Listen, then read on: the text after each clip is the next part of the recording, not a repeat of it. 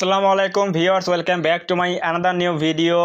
একটা ইউটিউব চ্যানেলের মধ্যে মনিটাইজেশন ডিসেবল হয়ে যায়, মনিটাইজেশন অফ হয়ে যায়, মনিটাইজেশন ইউটিউব কেন বন্ধ করে দেয়, তার 5টা কারণ আজকের এই ভিডিওতে আপনি জানতে পারবেন। যদি আপনার একটা চ্যানেল থাকে ইউটিউবে, তাহলে অবশ্যই আজকের এই ভিডিওটা আপনার জন্য অনেক হেল্পফুল একটা ভিডিও। সো অবশ্যই এই ভিডিওটা কেউ ইগনোর না করে প্রথম থেকে শেষ পর্যন্ত কন্টিনিউ করলে আমি আপনাকে 100% শিওর দিয়ে বলতে পারি এই ভিডিও থেকে আপনার সময় নষ্ট হবে না, আপনি এখান থেকে অনেক কিছু জানতে পারবেন। তো আমরা বেশি কথা না বলে এখন যাব হচ্ছে মূল আলোচনায়।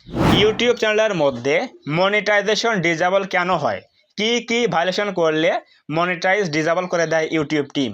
তার 1 নম্বরে রয়েছে, যদি আপনি আপনার চ্যানেলের মধ্যে কিছু ইনঅ্যাক্টিভিটি করেন, যেমন স্প্যাম করা, সাব ফর সাব করা, ওয়াচ ফর ওয়াচ করা, ওয়াচ টাইম কেনা, সাবস্ক্রাইবার কেনা, অন্যের ভিডিওর কমেন্টে গিয়ে স্প্যাম কমেন্ট করা, আমাকে সাপোর্ট করো সাপোর্ট ব্যাক দেবো, এরকম স্প্যাম করা, একই ভিডিও বারবার আপলোড করা, রিইউজ কন্টেন্ট চলে আসা, তার জন্য অবশ্যই আপনার অ্যাডসেন্স অ্যাকাউন্টটা ডিসেবল হতে পারে। তো অবশ্যই কখনোই এই কাজটা করবেন না যে ইউটিউব চ্যানেলের মধ্যে আপনি স্প্যাম করছেন এবং অন্যের ভিডিও নিয়ে কাজ করছেন, সেখানে আপনার ফেস এবং ভয়েস অ্যাড করা নাই, এমন কোনো ভিডিও আপলোড করলে মনিটাইজ কিন্তু ডিসেবল হতে পারে খুব তাড়াতাড়ি। সো অবশ্যই সবাই সাবধান থাকবেন। নাম্বার 2 হচ্ছে অ্যাডসেন্স চেঞ্জ করা, অর্থাৎ অ্যাডসেন্স অ্যাকাউন্ট চেঞ্জ করা।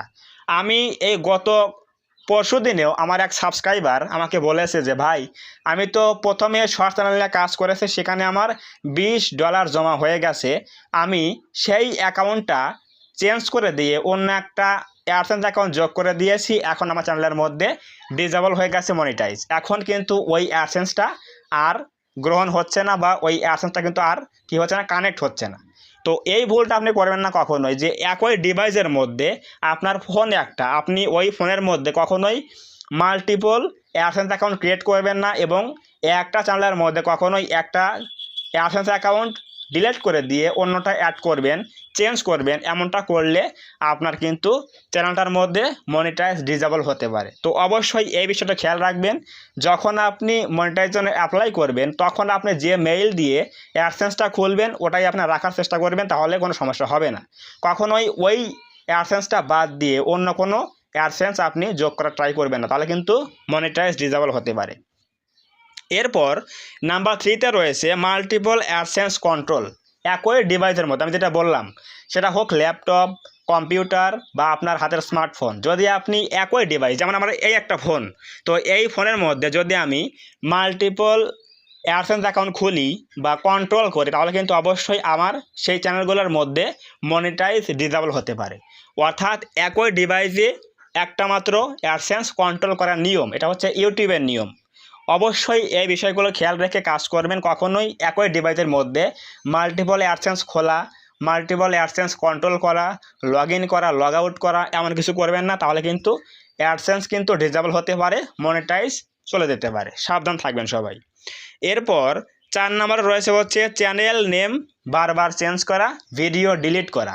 যদি আপনি এই কাজটা করেন, যে আপনি আপনার মনের মতো নাম হচ্ছে না, চ্যানেলটা মনিটাইজ হয়ে গেছে, কিন্তু আপনি চ্যানেলের নামটা বারবার চেঞ্জ করছেন এবং ভিডিও ভিউজ পাচ্ছেন না, ওটা ডিলিট করে দিচ্ছেন, আবার আপলোড দিচ্ছেন, এমনটা করলে চ্যানেলের মধ্যে কিন্তু মনিটাইজ ডিসেবল হতে পারে। তো অবশ্যই সাবধান থাকবেন, কখনোই চ্যানেলের হ্যান্ডেল, ভিডিও, চ্যানেলের নেম বারবার চেঞ্জ করা যাবে না, ডিলিট করা যাবে না। সবাই সাবধান থাকবেন মনিটাইজ পাওয়ার পরে। অ্যান্ড লাস্ট ওয়ান রয়েছে সব থেকে গুরুত্বপূর্ণ, এইটার জন্য 99% লোকের কিন্তু মনিটাইজ ডিসেবল হয়ে যায়। সেটা হচ্ছে কি, কপিরাইট স্ট্রাইক এবং ইউটিউব কমিউনিটি গাইডলাইন স্ট্রাইক চলে আসে। এই জিনিসটা অনেকেই ভুল করে। কেন? কারণ আমরা অনেকেই ইউটিউবে কাজ করতে আসি, কিন্তু আমরা এই প্ল্যাটফর্ম সম্পর্কে কিছু নিয়মকানুন না জেনে কাজ শুরু করে দেই, আমাদের সব কিছু ফিল আপ হয়ে যায়, মনিটাইজ পাই, এরপরে কিছুদিন আর্নিং করি, এরপরে মনিটাইজটা ডিসেবল হয়ে যায়। কী জন্য? স্ট্রাইক চলে এসেছে। সেটা হতে পারে কপিরাইট স্ট্রাইক অথবা ইউটিউব কমিউনিটি গাইডলাইন স্ট্রাইক চলে আসে। অর্থাৎ ইউটিউবে আপনাকে এখানে টিকে থাকতে হলে, স্টে করতে হলে অবশ্যই কিন্তু এমন কোনো কাজ করা যাবে না, যেমন কোনো সেনসিটিভ কাজ করা, যেমন কোনো মারাত্মক কাজ করা, যেমন আপনার কাউকে হুমকি দেওয়া, কাউকে থ্রেট করা, কিছু ডেঞ্জারাস কিছু দেখানো, আত্মহত্যা করা বা এই যে বিষয়গুলো রয়েছে, এমন কোনো কাজ আপনার চ্যানেলের মধ্যে যদি ভিডিওতে দেখান তাহলে কিন্তু অবশ্যই আপনার চ্যানেলটার মধ্যে স্ট্রাইক চলে আসবে এবং মনিটাইজেশন ডিসেবল হয়ে যেতে পারে। এবং অন্যের ভিডিও ব্যবহার করা, সেখানে আপনার ফেস নাই, ভয়েস নাই, কিন্তু আপনি সেই ভিডিওটা ব্যবহার করেছেন, তাহলে ওই ভিডিওর মালিক যে রয়েছে, ওই ভিডিওর মালিক কিন্তু আপনাকে একটা স্ট্রাইক দেবে এবং মনিটাইজ কিন্তু ডিসেবল হতে পারে। তো এই 5টা বিষয় যদি আপনি মেনে কাজ করেন এবং রিইউজ কন্টেন্ট যাতে না আসে, ভিডিও অন্যের ভিডিও ইউজ করলেও সেখানে আপনি রিমিক্স করে নিজস্ব ফেস দিবেন, নিজস্ব ভয়েস দিবেন, এডিটিং করবেন, কিছু চেঞ্জ করবেন, ফিল্টার করবেন, তাহলে কিছু অ্যাড হলে ইউটিউবটি মনে করবে আপনি এই ভিডিওতে কিছু রিয়াকশন দিয়েছেন, আপনার ভিডিওতে নিজস্ব ক্রিয়েটিভিটি অ্যাড হয়েছে, ফেস রয়েছে, ভয়েস রয়েছে, তাহলে কিন্তু আপনাকে ওই ভিডিওর মধ্যে কিন্তু আর রিউজ কন্টেন্ট দেবে না। তো অবশ্যই এই 5টা নিয়ম যদি আপনি মেনে কাজ করেন তাহলে অবশ্যই আপনার চ্যানেলের মধ্যে কখনোই কিন্তু অ্যাডসেন্স অ্যাকাউন্ট ডিসেবল হবে না বা মনিটাইজ ডিসেবল হবে না। তো আজকের এই ভিডিওটা এতক্ষণ পর্যন্ত যারা ওয়াচ করেছেন তারা অবশ্যই বুঝে গেছেন আমি কোন 5টা বিষয় নিয়ে আলোচনা করেছি।